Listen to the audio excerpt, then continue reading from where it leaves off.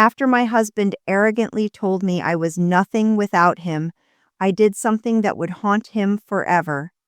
Just 24 hours later, my startup sold for $1.5 million, proving him wrong in the most devastating way possible. But the real shock?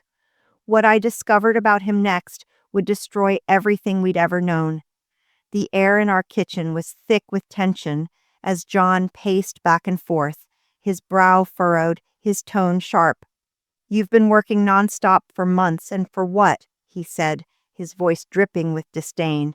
"A little hobby of yours that's never going to go anywhere. You're nothing without me, Anna." I stayed seated, my fingers still wrapped around the mug of coffee I hadn't touched yet. I could feel the heat of his words burning in the space between us.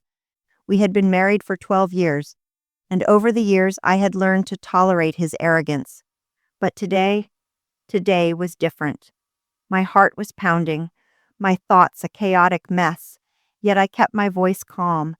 "I'm not asking for your approval, John, but I'm telling you this is important to me, and it's something I need to do on my own," I said, holding my ground, even though, inside, I felt the knot in my stomach tighten. He scoffed, shaking his head as if the mere thought of me standing up for myself was laughable. "You're too emotional about it. This startup, whatever you want to call it, it's nothing. You don't have the skills, the experience. You wouldn't have gotten anywhere without me." I could feel the sting of his words, but I refused to let it show. He had always belittled my ambitions, my dreams. When we met years ago, he was charming. His success, his money, his confidence, it all seemed so perfect. But somewhere along the way, I'd lost myself in his world of control, of knowing what's best for me.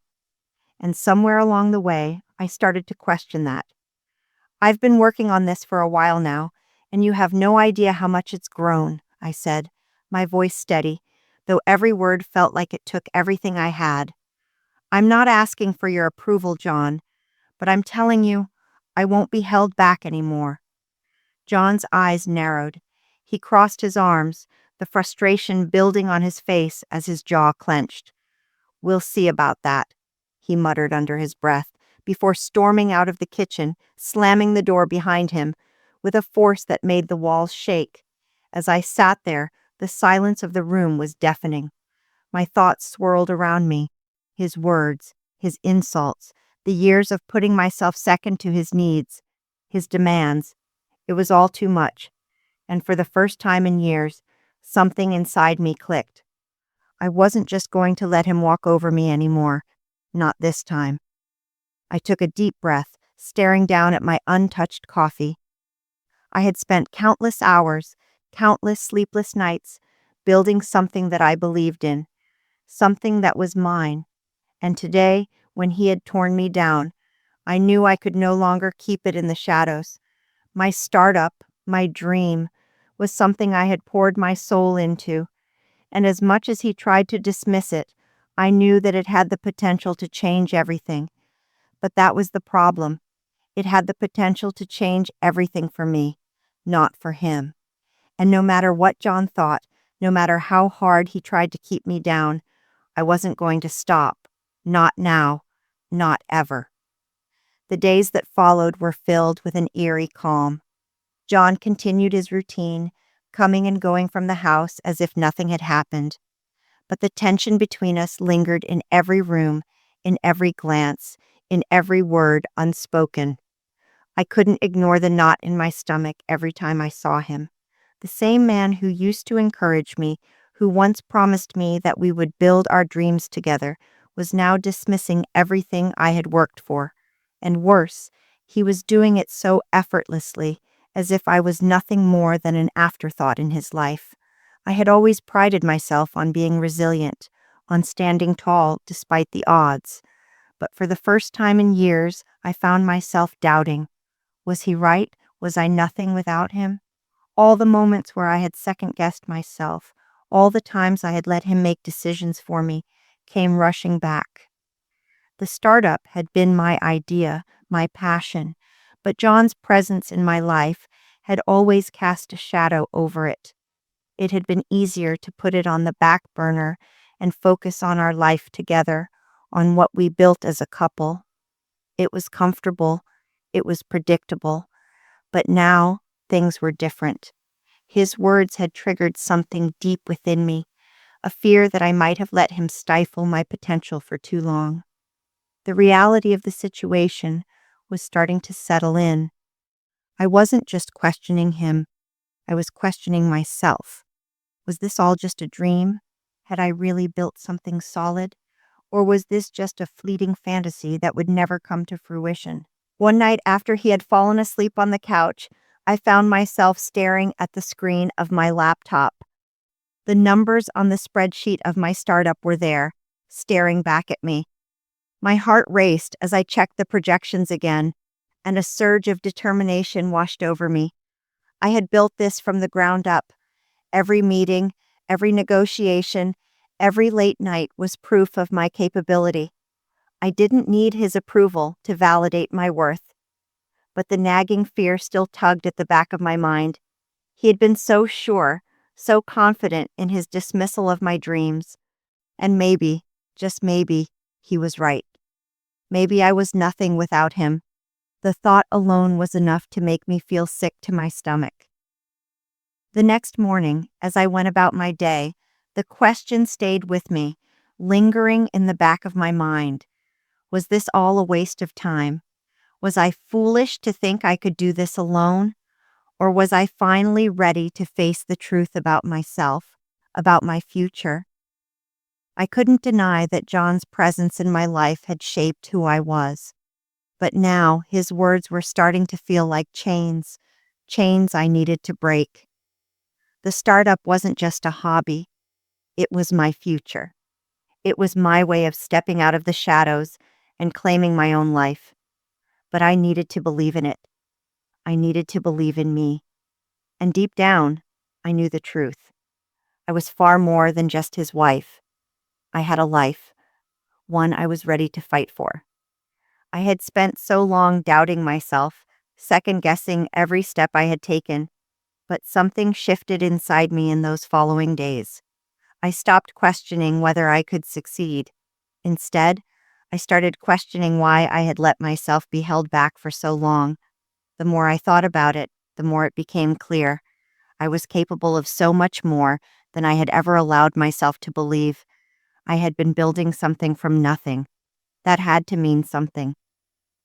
One afternoon, as I sat in front of my laptop, a notification pinged on the screen. It was an email from a potential investor who had been following my startup's growth for the last 6 months. The email contained an offer, a serious one. They were interested in purchasing my company. My heart skipped a beat as I opened it. 1.5 million, I read aloud, the words sinking in slowly, each syllable heavier than the last. The offer was even more than I had expected. My hands trembled slightly as I reread it, disbelief mixing with a growing sense of excitement. This was real. This was the breakthrough I had been working toward, and it wasn't just any success. It was mine. It was something I had built without anyone's help, without John's approval, without needing anyone to tell me I was good enough. As I read the email again, I could almost feel John's dismissive words echoing in my head. You're nothing without me. But here I was, with an offer that could change my life, and it was all because of me. I had built this, and the success was mine to own. The fear that had once paralyzed me started to fade, replaced by a steady, undeniable confidence. The rest of the afternoon passed in a blur as I sorted through the legal details and prepared to speak with the investors. It was all so surreal. It had taken years of late nights, sacrifices, and countless hours of work.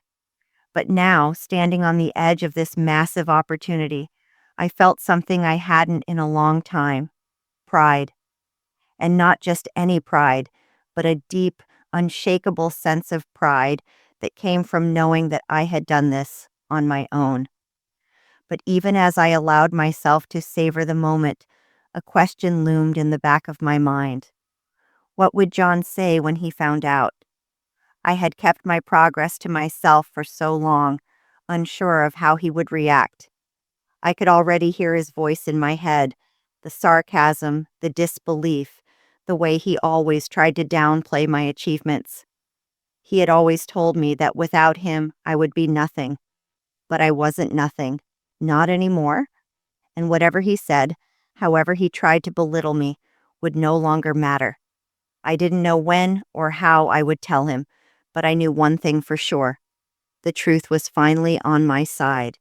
As the days passed, the weight of the offer hung over me, but I couldn't shake the feeling that I was waiting for the right moment.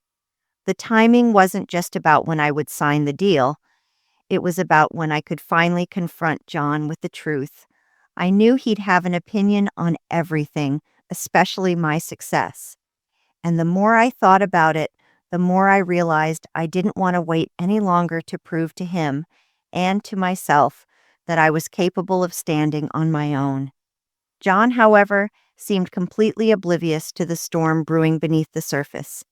His usual routine remained unchanged, coming home late from work, scrolling through his phone, and treating me like I was just another fixture in his life. He had no idea what was coming. It was almost as if his arrogance shielded him from the reality that I had been quietly preparing for this moment for years. And now, here I was, with the opportunity of a lifetime. The night I finally decided to tell him, I could barely hold in my excitement. My heart raced, and for the first time in a long time, I was proud of myself. But as I stood in our kitchen, staring at the cup of coffee in front of me, I felt a sense of dread settle over me. I was about to shatter the illusion of control that John had built around our marriage. John came into the kitchen, as he always did, grumbling about his day. He barely acknowledged me at first, his mind preoccupied with whatever he had been dealing with at work. His dismissiveness was almost comforting at that moment. I knew what was coming, but I didn't know how he would react. His words still rang in my ears. "You're nothing without me." But tonight I wasn't the same person I had been when he said that. I took a deep breath, my hands steady, despite the rush of emotions inside me.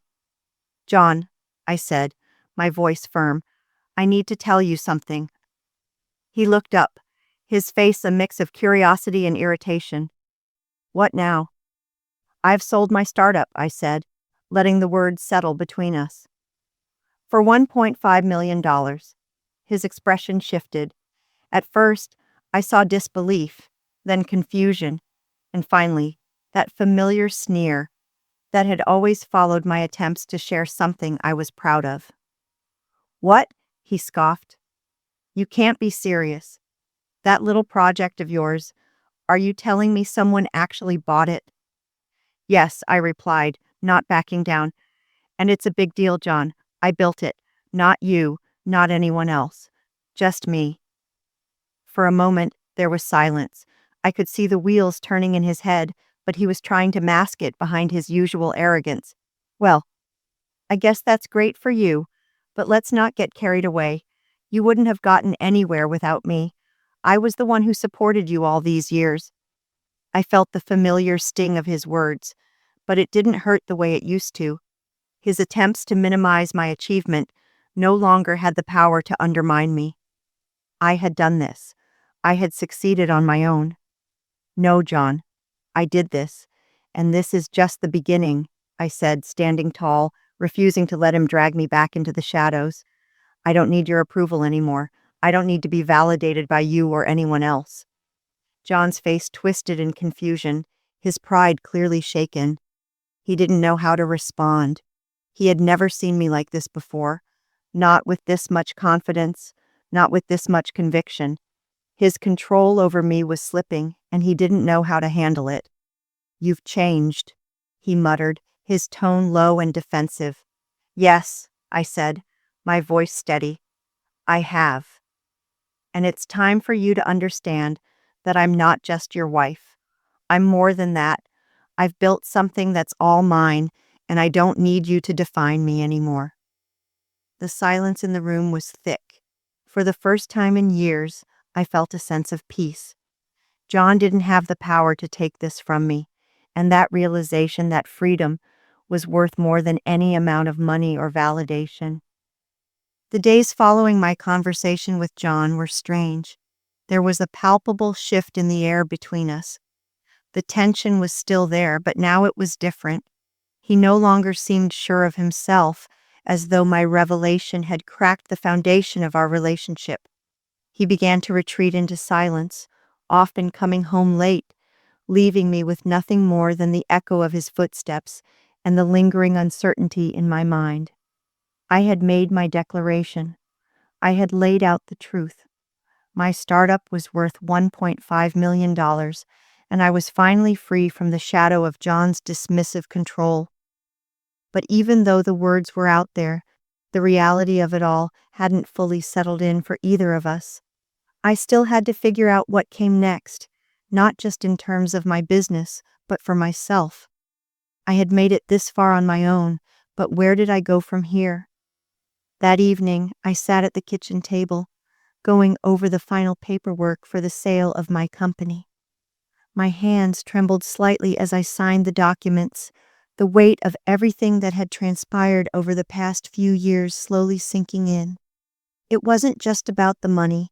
It was about reclaiming my life, my identity, and finally putting to rest all the doubts that had plagued me for so long. As I clicked send on the final confirmation, I felt a wave of relief wash over me. The deal was done. My future was secured, and for the first time, I was truly in control of my own destiny. But just as quickly as the relief came, a sense of fear crept in. Fear of what would happen next. Fear of how John would react when he realized just how much had changed. He hadn't taken my words seriously before, but now the reality was undeniable. I had something he couldn't take away, something that I had built entirely on my own. Later that night, after I had finalized everything, I sat alone in our living room, staring at the empty space beside me. John had barely said a word since that conversation. His silence was louder than any argument could have been. I could feel his presence in the house, but there was a distance now, a gulf between us that I wasn't sure could ever be bridged. I tried to prepare myself for whatever would come next. I had already known that John's behavior could be unpredictable, but now that I had the means to stand on my own, I wasn't afraid. If anything, the fear I had once felt was replaced with something far stronger: empowerment. I wasn't just the woman who had to ask for permission anymore. I was someone who could make her own decisions, follow her own path, and no one, not even John, could take that away. I spent the rest of the evening reflecting on everything that had led me to this point: the sleepless nights, the self-doubt, the years of letting John's words shape my reality. But I wasn't the same person anymore. I had found my strength, and it was a strength that would carry me forward into whatever came next. As the clock ticked late into the night, I felt a sense of finality.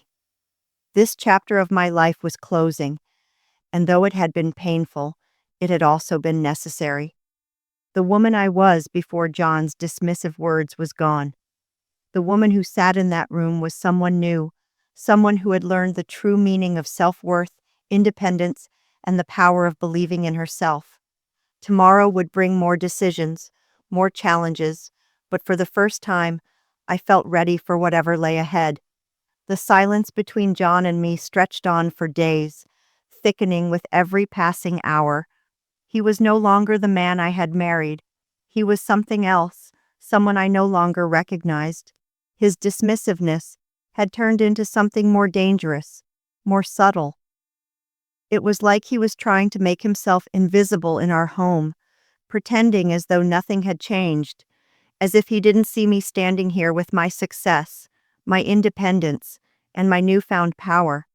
I could sense it, his resentment, the way he was struggling to accept that I had done something without his help, something that was all mine. It wasn't about the money. It was about his inability to control me. to define my worth.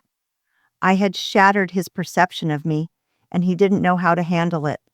And truthfully, neither did I.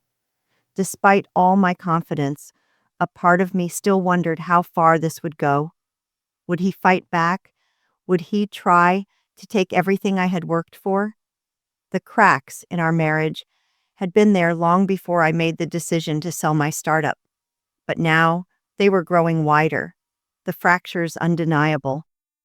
John became more withdrawn, his coldness seeping into every conversation we had. He didn't look at me the same way anymore. I could see the contempt in his eyes, the frustration that I had chosen to succeed on my own, without his validation. He had always been the one to call the shots, the one whose opinion mattered most. But now, I was the one with the power, and it was a power he couldn't accept. One evening, after another silent dinner, John finally spoke, breaking the tension that had been building for days. "I don't understand you anymore," he said, his voice low and bitter. "You think you've won, but you've lost more than you realize. You've completely changed." I looked at him, my heart steady despite his words. "I haven't changed, John. I've just stopped pretending. I stopped letting you tell me who I am and what I'm worth." His face twisted with frustration, his hands clenched into fists on the table. "You think this startup was your big win?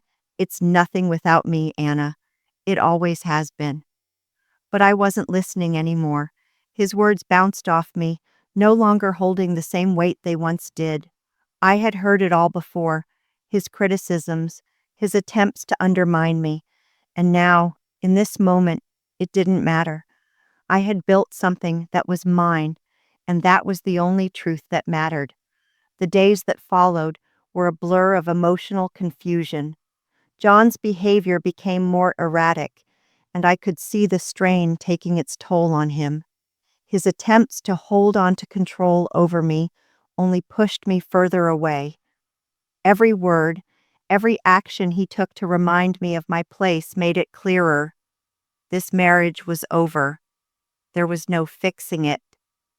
I couldn't go back to the woman I had been when I was trapped in his world, questioning my every decision, wondering if I was enough. I had found something far greater than that. I had found myself. The decision to leave didn't come easily, but it was inevitable. It wasn't about the money. It was about freedom. I had finally broken free of the invisible chains that had held me back for so long, and I couldn't go back to being anyone's shadow. The thought of spending another day in a marriage built on manipulation and control made me sick to my stomach. I called my lawyer that evening, a woman who had been there for me during my darkest times, offering counsel and wisdom when I had needed it most.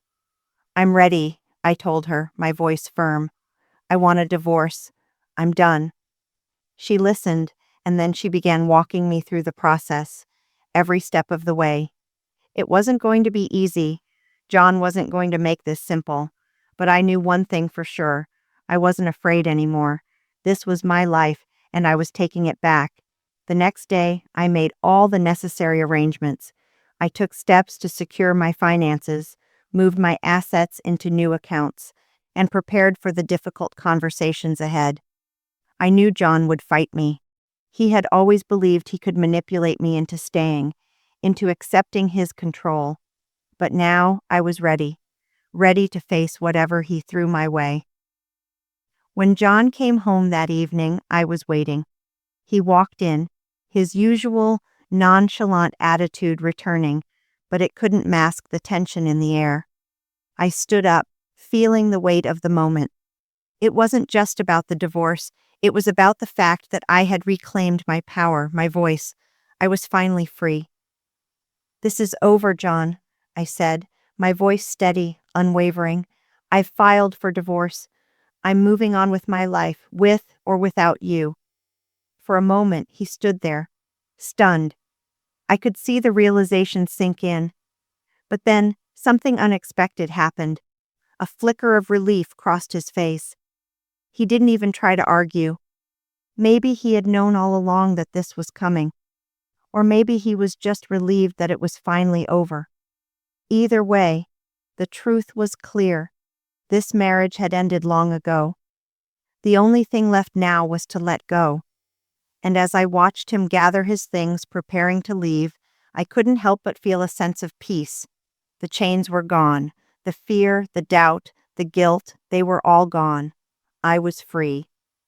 After John left, the house felt quieter, emptier, but in a way, it was the most peaceful silence I had ever known.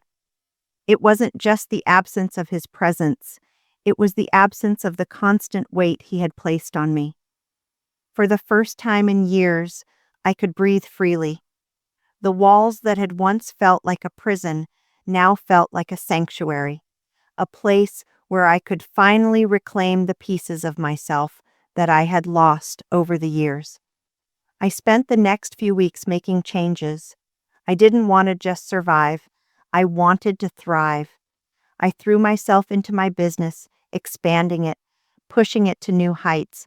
My team grew, my vision became clearer, and for the first time, I felt completely in control of my own life. The startup that had once been a quiet dream in the back of my mind was now a reality, and it was growing faster than I had ever imagined. I took time for myself, too, something I had neglected for so long. I reconnected with friends I had distanced myself from while trying to keep the peace in my marriage. I started traveling more, rediscovering the passions that had always been mine, but had been buried beneath years of compromise. But amidst all the success and freedom, I still had moments of reflection.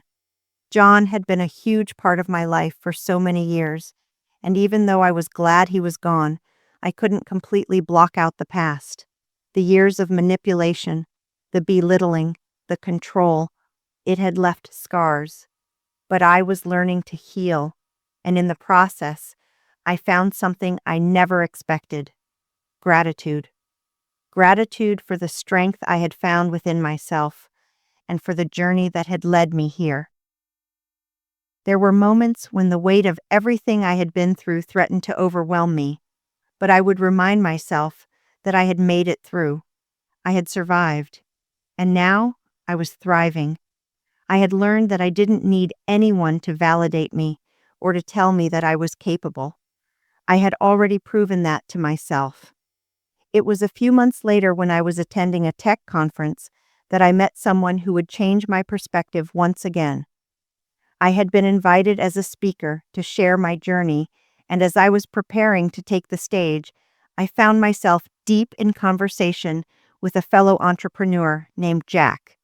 He was smart, funny, and most importantly, he listened, something that had been missing from my life for far too long. We talked for hours, and for the first time in years, I felt truly seen. Jack didn't just see me as the woman who had sold a startup for millions. He saw me as a person, as someone who had been through a lot and come out stronger on the other side. He didn't want anything from me. He just wanted to understand. We became fast friends, and over time, that friendship grew into something more. Jack was someone I could trust, someone who understood the value of hard work, of independence, and of pursuing dreams without needing anyone's approval. I had spent so long surrounded by people who tried to define me, but with Jack, I finally found someone who respected me for who I was, not for what I had achieved or for how I fit into their narrative. It wasn't about validation anymore. It was about mutual respect, understanding, and partnership. And while I wasn't ready for another serious relationship, I knew that meeting Jack was another step in my journey. He helped me realize that it wasn't just the business I had built that mattered. It was the person I had become in the process. The months that followed felt like a new beginning in every sense. I kept building my business, expanding into new markets and new areas of innovation. The company I had built, the one John had once dismissed as nothing, was now a force to be reckoned with. But more than that, I had learned how to embrace my success without feeling guilty or ashamed. I had worked hard for this, and it was mine. The final pieces of the puzzle fell into place when I decided to sell the company to a global firm that was looking to take it to the next level. The sale was significant, not just financially, but emotionally. It was the culmination of everything I had worked for, and I knew it was time to move on. The new owners were excited to continue the work I had started, and I had the opportunity to take on an advisory role, allowing me to stay involved while also exploring new ventures. The freedom I felt was unparalleled. But more than that, I realized that I had gained something more valuable than financial success. I had found myself again. I had rediscovered my strength, my worth, and my ability to create the life I wanted. I didn't need anyone to tell me I was successful. I already knew. As I looked back on everything I had overcome, I felt a sense of peace. The road hadn't been easy, and there were moments when I doubted everything, but those challenges had shaped me into the woman I was today. I had learned that no matter how dark the road may seem, the light was always waiting on the other side.